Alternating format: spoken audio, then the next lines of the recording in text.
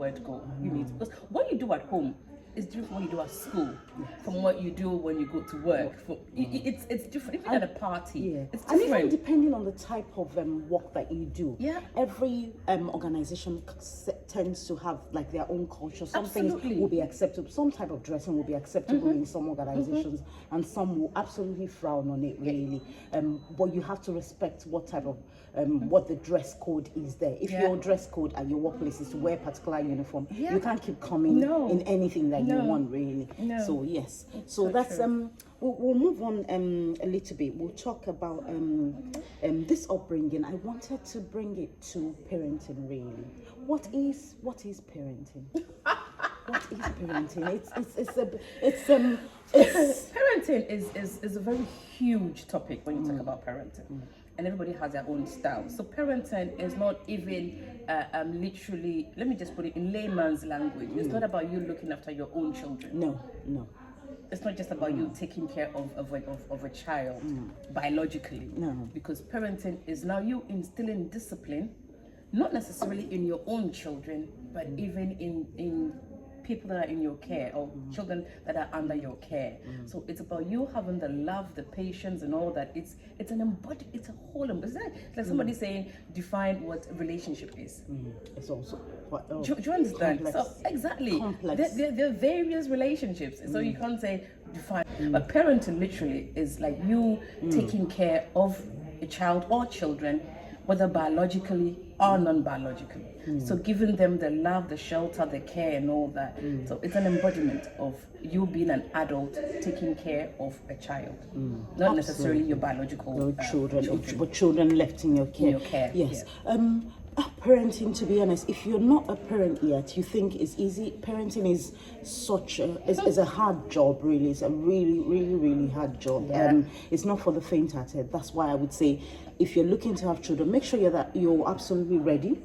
And you're of a certain age, not a teenager. I think that there might be moms that were great as teenagers, but if they want to be honest, they would know that there were so many things that they possibly didn't do right. They know to do right. Even as a grown person, even being in your 30s, I was a parent in my 30s. I say usually we learn on the job. Yes, that's how it is. Yeah, because I didn't have kids early, and so if you look at me now, you might think my kids are like in their 20s, but I have a 17-year-old daughter. You know, I had kids way past my 30s. So I was 32 when I had my daughter, and so even that, I'm still learning, because parenting comes like in stages. So how you parent your daughter at when he's a baby is different from how you do when he's a toddler. Oh, I'm learning that from now. Adolescents to teenagers. Before you get to teenagers, preteen, because my daughter is preteen now. She never forgets to remind me. She's pre-teenager now, so she's got a couple of years. They have the tweens. Yes. So after 10, 11, tween, and then preteen, 12, and then the teenagers start, you know. So, oh dear. And the thing is, there are various forms of parenting. You know, some people think that you have to be authoritative, you have to be the authoritarian. Some people think you have to be but I think that the best way to parent a child is just to be mindful. And so mindful parenting is usually what we call the effective parenting or emotional parenting. It means that you're parenting. Let me just throw something in there quickly, because I just remembered something. A few years ago, I kind of was starting to figure this out, that children, even of the same household, really, let's say that there's 3 of us that were born in the same house, are not necessarily, the parenting process is not necessarily the same thing. The upbringing, there will be core things that are, but we haven't actually had the same. And honestly, I know for a fact, there's no way, but some people will argue, but look at it very well. You can look at your siblings or look at your children. Children are actually, there's no way you can parent every single child, because I'll tell you one, every child is different. I was going to say that. Yeah. because I have 3 daughters. Exactly. So. And they're all different. Temperaments are different. Personality traits are different. Absolutely. And so I have 3 parenting skills for all the 3 of them. Absolutely. What you do with how I you might not be able to do how with I the parent my old daughter is different from how I parent the second one, from how I even parent the last one. Thank you for saying that, because a lot of people, I think the older generation will probably argue and say, no, we did the parenting the same. They didn't actually do the parenting. No. It wasn't the same style, but they thought they instilled, there were core values, there were things that absolutely, discipline this that is needs, what, yes. I know. But again, speaking of that, really, do you not see that the next generation always thinks that they've got it in the bag than the previous one? Because some are coming behind us now. I can see some of the Gen Zs are parents. Oh, tell me about it. And you just want to give their child maybe a biscuit. Oh no, she doesn't have biscuit at certain times, and I'm like, for goodness sake. Yes. She doesn't have sweet at certain. Yes. And I'm like, well, anyway, that's what you want to do. But I can't question anybody's parenting. But sometimes I see some of them and I'm just like, what are you doing? You will get tired of this. Oh, you know what? When you start having kids, okay, you want to parent them in a certain way that you think this is the best for them. But as they grow, you realize that sorry, but I can't keep up with what I'm doing. No. And then you need to now readjust and conform. Yes, to what you think it's right for them. Okay, so when I'm talking to my children, sometimes I'm telling them about things in Ghana and all that, and they're like, really, like they're kind of like surprised. I think something like that can go on. However, the way I parent them or my upbringing and my husband's is quite different, and because like my mom's dad, okay, so my grandfather is a white man, so the way he behaved was totally different. My father was very learned, and so the way he behaved is very different. My dad and my grandpa got on so well. My grandpa wouldn't like it if he wore flip-flops because he thinks that your feet is going to get dirty. Africa is dirty, trust me. But this man would tell you to go put like shoes on, something, sandals or something, and so, but then that's how I grew up. I grew up in a home where funny enough, where you put shoes on, sorry to cut you, but right. I just remember, same as me, I cannot be anywhere and have my feet, I would wear socks. I can't Socks, come to you, I would have socks on. I can't just be flapping my feet around. I have a feet thing, I always say, I have to wear socks. I can, because there's some people, when you go to their house, they want you to take off your shoes. I would have socks in my bag, I always do, and I'll put it on because I don't just like having my feet all around. No. So I think that the upbringing is different from everybody's house. I grew up in a home where dinner is served on the dining table. So do you do that? I do. Oh wow, well done. I do, but not every day. Well done. I haven't even tried. Oh, I will be honest. I haven't tried. During the lockdown, I think I tried. But personally, for me, I'm a couch and TV dinner person. Oh no. So I do that sometimes. and I see that it's not right because I was brought up really to have dinner on the dining table. But I've just not done it. So I don't do that every day because the timings are even different. One is going netball, one is going rugby. So we don't even have the, but on a weekend, especially on a Sunday, where we meet up and sit and eat, then we talk about how our week has been. So for me, when we go for dinner, there's no mobile phones on the dinner table, no TV on. That's the time for us to now catch up. It's not everybody that does that, so every home is different. I do that because that was how I was brought up, and my daddy will tell you that dinner table is where conversations are had. And so we sit down, and then after eating, we don't just get up and go. We talk, we have a laugh and all that. And so I do that with my girls even when they were much younger, and then now sometimes the timings are different, and so once a week we need to sit down and talk about our week. But as for I do that as a going out thing.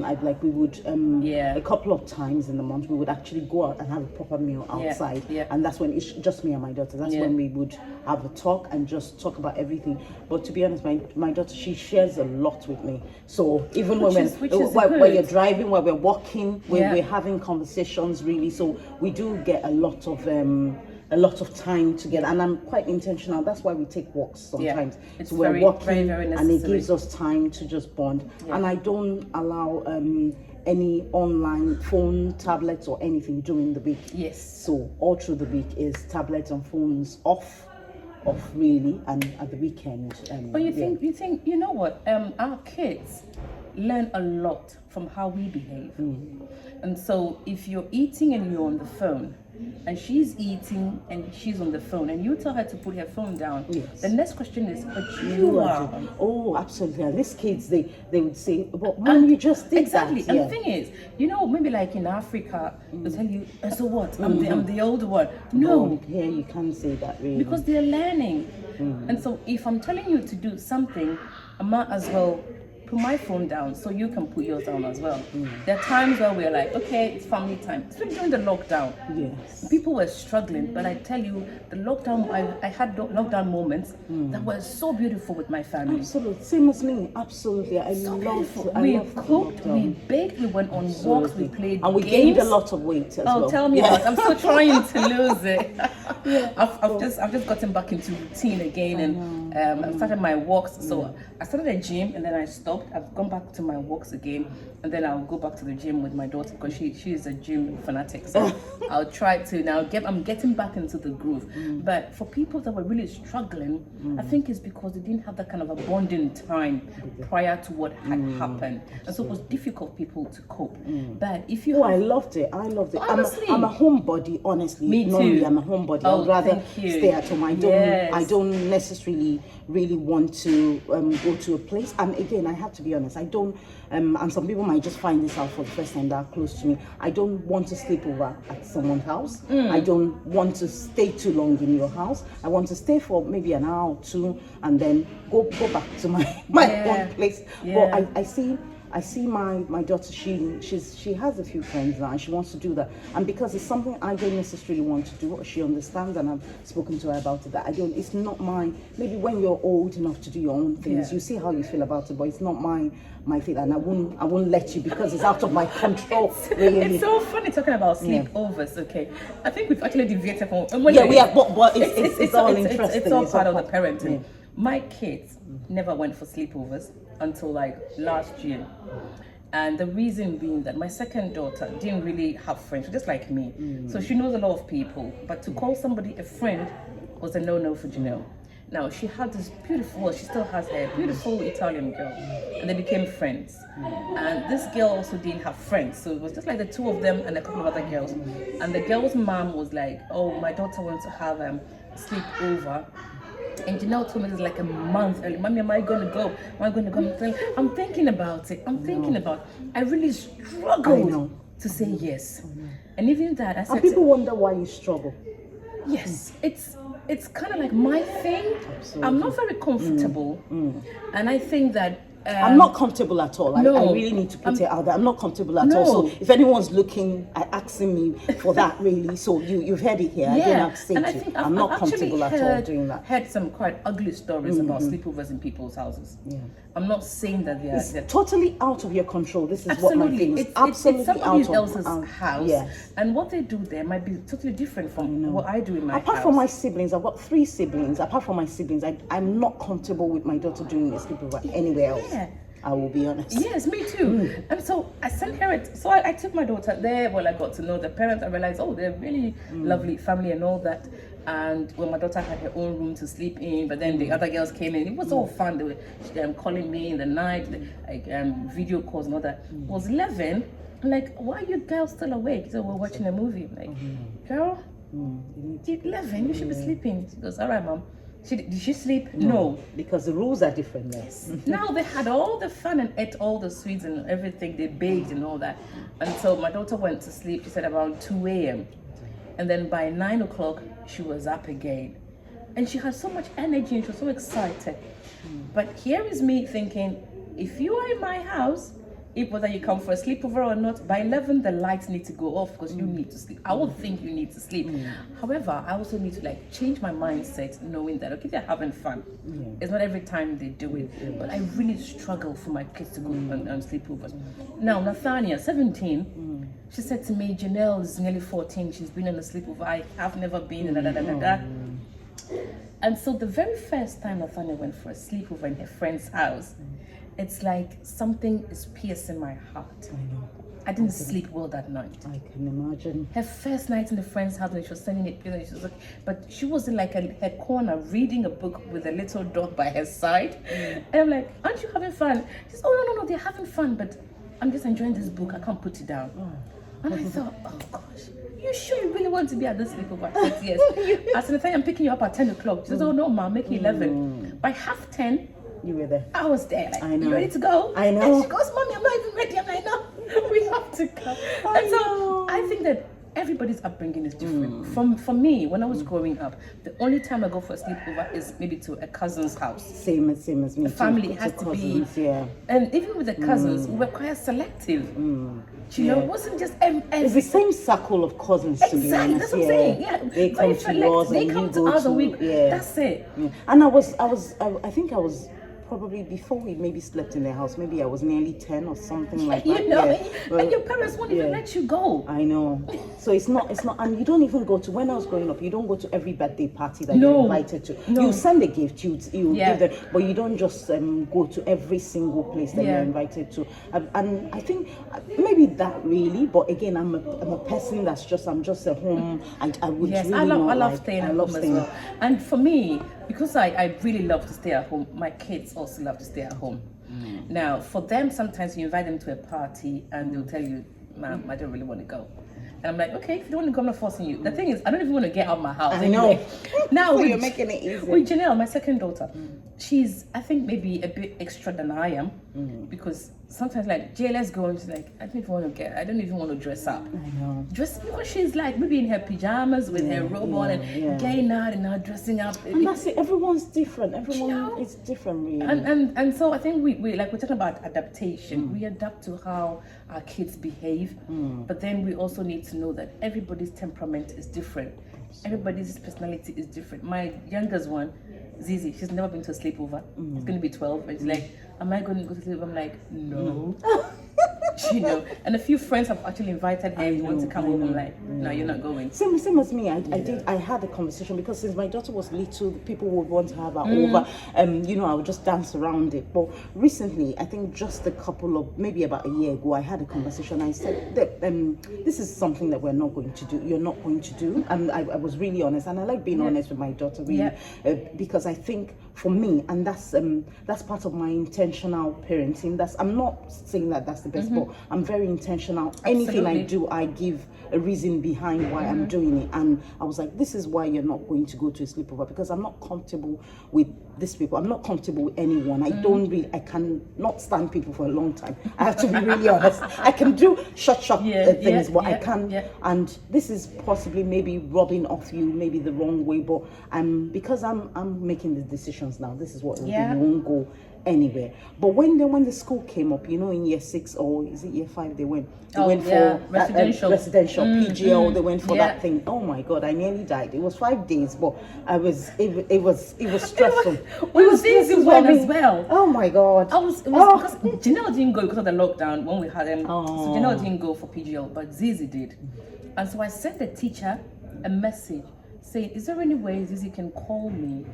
They already told us. They said don't attempt to call because they will not be able to call you. There was no. They posted us pictures every day. No, this is cold. The teacher had to because I said to the teacher, honestly, I need to send. She said I'll send you pictures. She sent me loads of pictures of their activities and all that. I said I want to hear her voice. And so I was at work one morning, my phone rang, and when I saw it, I just ran like this. I know. She was like, "Mommy, what's wrong?" I miss you so much. Do you know what was funny about me was I wasn't going to cry, but when they were going on the coach, instead of my daughter wasn't crying, I was crying. Oh no, I didn't cry.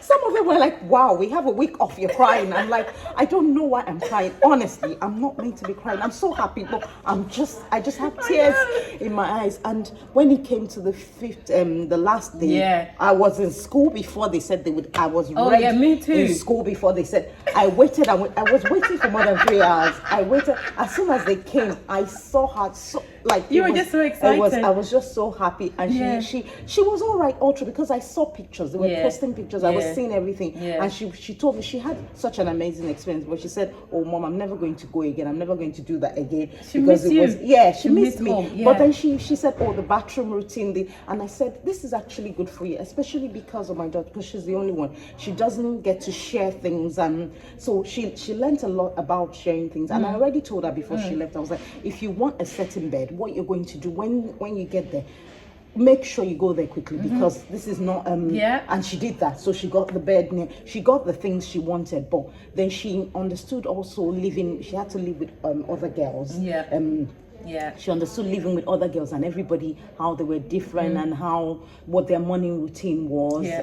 And how some will get up when they're meant to get up, and how some they literally had to drag them out of Yeah. bed. Yeah. But luckily Yeah. she wasn't one of those ones. Yeah. And she understood the bathroom routine, and she said, "Oh, I made sure that I went first, because I like to get ready first." Yeah. And so she went first and all that. Yeah. Well, I it's think good. it was quite a good experience it's good. for them as well. And leading on just from that, I noticed that at a certain age, you need to if you're going to raise parents, children, people that are forward thinking, you need to actually let them do things themselves. Is very important. Even the Bible says, train up a child the way he should go, and when he's older, he will not depart from it. The thing is, even if they depart, okay, in the subconscious, they know this is what is expected of me. Absolutely. You know, and talking about social etiquette. Yes. If you instill that kind of a discipline in your child, that when you go out and you see people, you're talking to people, know how you behave, be respectful, say your pleases, your thank you, know how And to don't say. butt in when adults are having a conversation. Thank you. That thing gets me. A lot of kids in this country do that. They see two adults having a conversation, And they want to now bring their voice in. Yes, they just want to butt in. I always say to don't butt in, except it's a matter of urgency, emergency, or anything like that. Yeah. That's when you if you need to call my attention. That is But called it's not training. just. You can go around the place, keep going, and find a way to give your parents a signal, and then they can leave the person and say, "Oh, I just want to listen to some." But some parents consider it normal. While you're talking to an adult, your daughter child is is just touching you, and I don't think that's Because acceptable. you see, it's up to you, the parent, to tell them. Because me, I have to tell my kids. Same as me. When I'm on the phone and you come and I'm on the phone, even if you want to talk to me, you keep quiet. You give me a sign, and I'll tell whoever I'm on the phone with, could you just hold on for me 1 minute, and then I'll ask you, what is it? If it's not necessary, I'll tell you, I'm on the phone, let me finish, and then I'll continue with you. It's up to you to tell them. You see, the thing is, kids don't know any better. Exactly. So you are like their guiding light. And so you need to guide them on how they have to go. So that if not, you're going to just make a mess. I know. You know, you're talking to people and they come in and you're just buttoning it.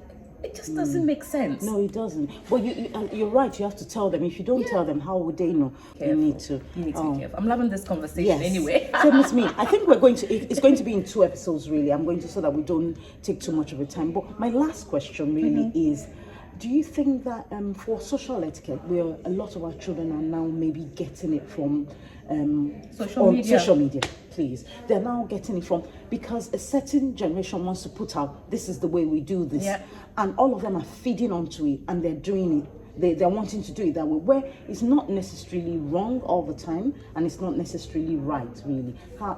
Just as a 2-in-1. So as parents, what do we do? How do we cope with this? I think that for us as our generation, right, we need to be abreast with what is happening. The good, the bad, and the ugly. You need to know everything. Like just last night. Gone are the days when you would just sit somewhere and think that nothing that's going on online is not your business. No. I was just sharing with you before we started about TikTok. Yes. I'm only on TikTok because I follow my kids. I don't put TikTok videos. I don't. I'm on TikTok full time. I don't even know what to do when it comes to doing TikToks. So I go there and I see what they've posted or what they shared or what they've commented on. Like, you can't be doing that. Come on, you know. Absolutely. I'm on Snapchat. I don't even have friends on Snapchat. People send me friends because they're all hanging. The only people I have on Snapchat are my girls because I want to know what's happening. Now, on their Instagram and all that, I'm there because I want to know. Now, when they see something, I mean, the thing is, I've created that kind of an atmosphere Safe space. where they can come and tell me everything and anything. Mind you, you won't know everything. There's anything they won't tell you. Yeah. But the thing that I need And to know, it's good to also be realistic as a parent. Like, you Absolutely, won't know you won't everything. know You everything. have to be honest with yourself that you won't know everything. No. And it's okay not to know everything. I won't tell you everything, you know. I even tell people that people that are sleeping on the same bed, there's not everything you even know about your partner. Absolutely. Certain things are like, let me just skip. There's no point in bothering you. Or I think it's better if I keep it. I mean, that's for another day. But as a parent, you need to know that your kids are growing up. And there are certain things they won't tell you. But if you create that kind of a safe space where they can confide in you, talk to you, trust you, knowing that you'll be there to guard and guide them, knowing that you're going to do it out of love. Now, don't think that I'm a super mom. No. I'm nothing perfect, but I also learn from my kids. Now, they use, yesterday my daughter used a term and I'm like, what is that? Is it something? Oh, I forgot. There's always a lot of terms. Oh my god! And I was like, what is the meaning of that? She says it means you're talking too much. Oh, I've forgotten what it was. Something knack, something. It's not knick knack, but it was something. You know, I'm like, what do you mean? So she was just talking too much. And so, you know, they have to be able to do that. And if you're that kind of a person or parent that think, oh, social media, no, it's not. No, not in this day and age. You can't survive. You would miss it. You know, and for some typical, and dads and moms, actually, not just moms. We can't leave it to just the moms. No. The dads and the moms have to be on top of it. It's very necessary. And some uncles and aunties too they're quite good. Yeah. They are on top of it as well. Yeah. It's very, very necessary. The number of times I've asked my girls to pull down a video. I'm like, come on. I said, whatever you post on social media is gone forever. Yes. Even if you delete it, it's still somewhere hanging. And so make sure that you have to be intentional about putting decent stuff online. If not, in the future, when you are a first lady somewhere, it will come back and bite you. I know. And they'll be like, look at what you're sucking. Exactly. And so be careful whatever you do. But as a parent, you need to be abreast with time, abreast with information. Now, pardon me to say this, a lot of the typical African